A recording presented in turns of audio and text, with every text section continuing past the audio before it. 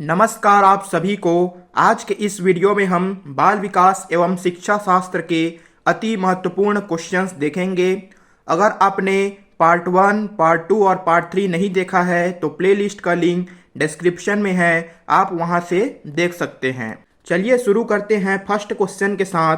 तो पहला क्वेश्चन है, भारत में शिक्षा पर पहली और दूसरी राष्ट्रीय नीति को किन वर्षों में तैयार किया गया था? जी बताइए। ऑप्शन पहला है 1986 और 2019, दूसरा है 1967 और 1989, तीसरा है 1966 और 1992 एंड फोर्थ है 1968 और 1986।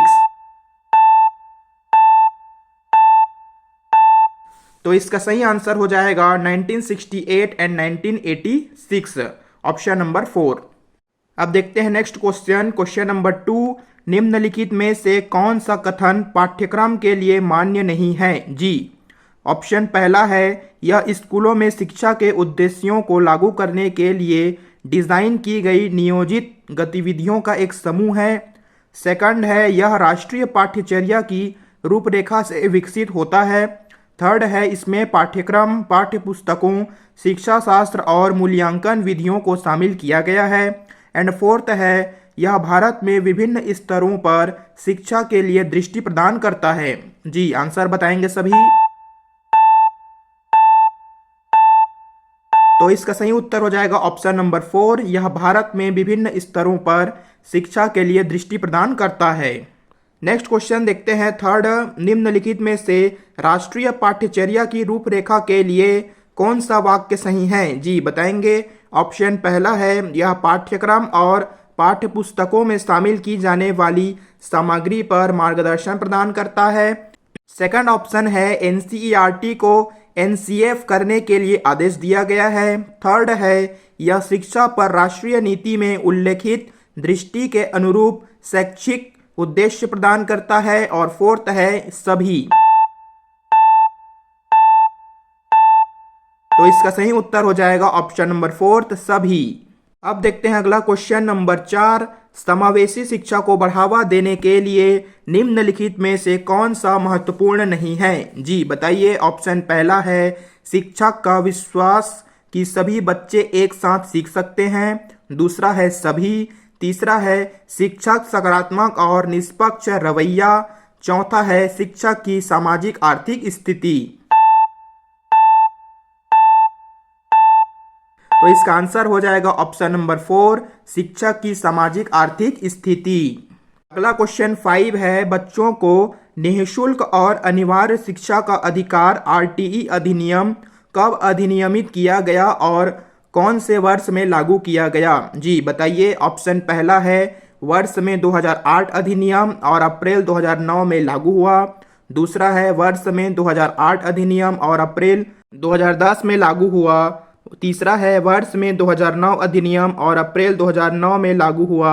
चौथा है, वर्ष में 2009 अधिनियम और अप्रैल 2010 में लागू हुआ। तो इसका सही उत्तर हो जाएगा वर्ष में 2009 अधिनियम और अप्रैल 2010 में लागू हुआ। अगला क्वेश्चन देखते हैं क्वेश्चन नंबर 6, विकलांग व्यक्ति अधिनियम 2016, आरपीडब्ल्यूडी अधिनियम 2016, ठीक है, समावेशी शिक्षा को शिक्षा की एक प्रणाली के रूप में परिभाषित करता है जिसमें विकलांगता और बिना विकलांगता वाले छात्र शामिल हैं। जी पहला ऑप्शन है, एक ही स्कूल में भाग लें लेकिन विकलांगता वाले छात्र अलग कक्षाओं में सीखते हैं। दूसरा है, एक साथ सीखें और शिक्षण और सीखने के प्रणाली समान बनी हुई है। तीसरा है, एक साथ सीखें और सीखने के प्रणाली उपयुक्त रूप से अनुकूलित हैं। और चौथा है, सभी। तो इसका आंसर हो जाएगा, एक साथ सीखें और शिक्षण और सीखने की प्रणाली उपयुक्त रूप से अनुकूलित है, ठीक है। तो इसका आंसर ऑप्शन नंबर 3 हो जाएगा। अगला क्वेश्चन देखते हैं क्वेश्चन नंबर 7, इनमें से कौन एक प्रभावी सहायक की विशेषता नहीं है? जी बताएंगे। विशेषता नहीं है पूछा गया है। ऑप्शन पहला है, निर्णय लेने में मदद करना। दूसरा है, व्यवहार परिवर्तन को सुकर बनाना। तीसरा है, भावनाओं की समझने को सुकर बनाना। और चौथा है, व्यक्ति के लिए समस्याओं का समाधान करना। तो इसका सही उत्तर हो जाएगा ऑप्शन नंबर 4, व्यक्ति के लिए समस्याओं का समाधान करना। अगले क्वेश्चन की तरफ बढ़ते हैं। तो नेक्स्ट क्वेश्चन है, निम्नलिखित में से कौन सा संवेदनशील शिक्षक की विशेषताएं हैं? जी बताइए, संवेदनशील शिक्षक की विशेषता। पहला है आलोचक और मूल्यांकन से आहत होना। दूसरा है स्वयं की आवश्यकताओं के प्रति सचेत रहना। तीसरा है हर समय स्वयं और दूसरों की निगरानी करने में सक्षम होना। और चौथा है छात्रों की आवश्यकताओं और समस्याओं के अनुरूप होना। तो इसका आंसर हो जाएगा ऑप्शन नंबर 4, छात्रों की आवश्यकताओं और समस्या के अनुरूप होना। अगला क्वेश्चन देखते हैं, क्वेश्चन नंबर 9, छात्रों के लिए शिक्षकों को कक्षा के वातावरण में सकारात्मकता को बढ़ावा देने की आवश्यकता है ताकि छात्र अनुभव कर सकें। जी बताएंगे। ऑप्शन पहला है सुरक्षित और स्वीकृत। दूसरा है संरक्षित और अनिश्चित। तीसरा है अलग और देखने योग्य। चौथा है एकांत और सतर्क। तो इसका सही उत्तर हो जाएगा ऑप्शन नंबर 1, सुरक्षित और स्वीकृत। अगला क्वेश्चन 10, किसी अन्य व्यक्ति के दृष्टिकोण से स्थितियों को देखने में सक्षम होने की योग्यता, दक्षता को निम्न रूप में जाना जाता है। जी ऑप्शन पहला है दृष्टिकोण जानना। दूसरा है द्वंद्व से निपटना। तीसरा है वास्तविकता परीक्षण। और चौथा है सहानुभूतिपूर्ण व्यवहार। तो इसका सही उत्तर हो जाएगा ऑप्शन पहला, दृष्टिकोण जानना। ठीक है। नेक्स्ट क्वेश्चन है, एक शिक्षक संवेदनशीलता के गुण को चित्रित दर्शा सकता है। ऑप्शन पहला है दूसरों की भावनाओं और विचारों से अवगत होकर, दूसरों की राय लेकर। ठीक है। तीसरा है विचारों को व्यक्त और दूसरों को समग्र करना। और चौथा है दूसरों के साथ काम करने की क्षमता होना।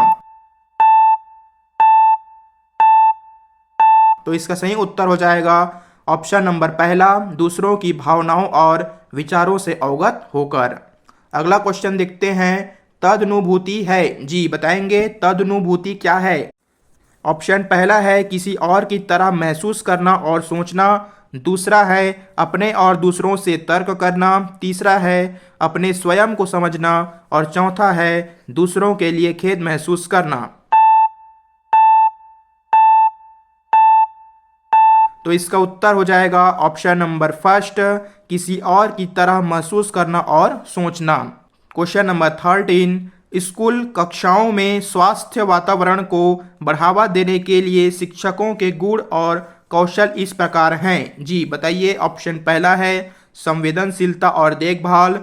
दूसरा है संवेदनशीलता और आशंका। तीसरा है संवेदनशीलता और नियंत्रण। और चौथा है सहानुभूति और देखभाल।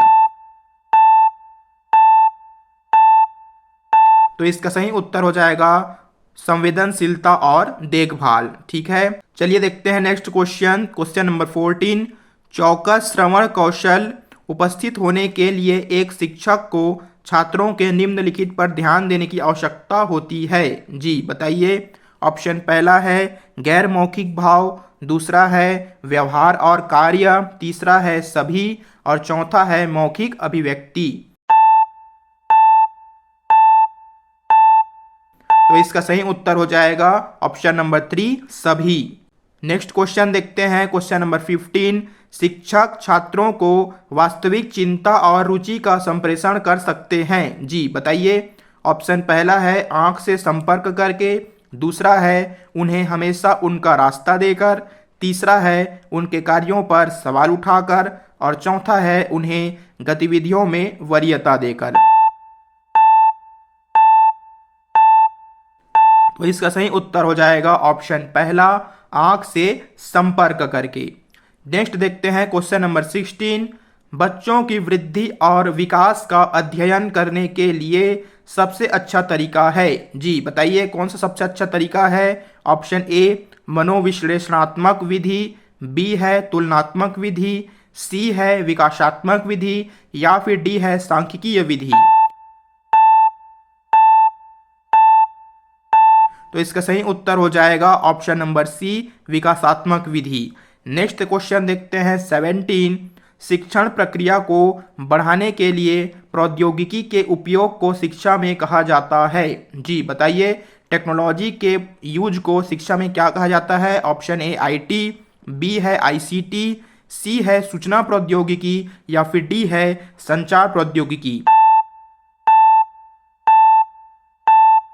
तो इसका उत्तर हो जाएगा ऑप्शन नंबर बी आईसीटी। ठीक है, आईसीटी मतलब इंफॉर्मेशन एंड कम्युनिकेशन टेक्नोलॉजी।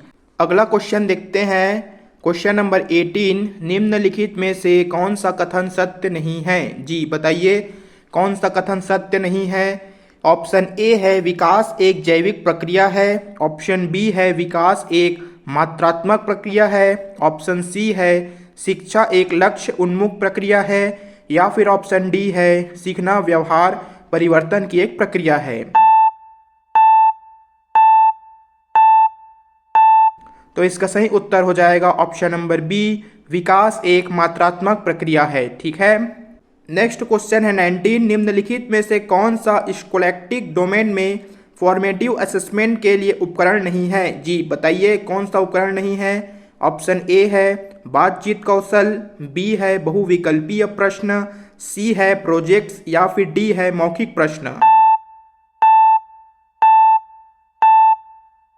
तो इसका सही उत्तर हो जाएगा ऑप्शन सी प्रोजेक्ट्स। ठीक है, अब देखते हैं लास्ट क्वेश्चन, विशेष शिक्षा संबंधित है? जी बताइए, विशेष शिक्षा किससे संबंधित है? ऑप्शन ए प्रतिभावान छात्रों के लिए शैक्षिक, बी विकलांगों के लिए शैक्षिक कार्यक्रम, सी शिक्षक के लिए प्रशिक्षण कार्यक्रम या फिर डी मंद बुद्धि के लिए।